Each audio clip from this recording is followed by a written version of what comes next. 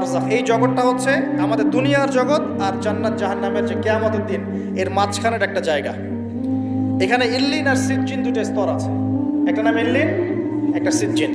এই দুনিয়ার নেককার মানুষ যারা, তাদের আত্মাগুলোকে আল্লাহ পাক এই যে ইল্লিনে নিয়ে গিয়ে রেখে দেন। আর দুনিয়াতে যারা পাপাচারী, তাদের আত্মাগুলোকে আল্লাহ পাক সিজ্জিনে রেখে দেন।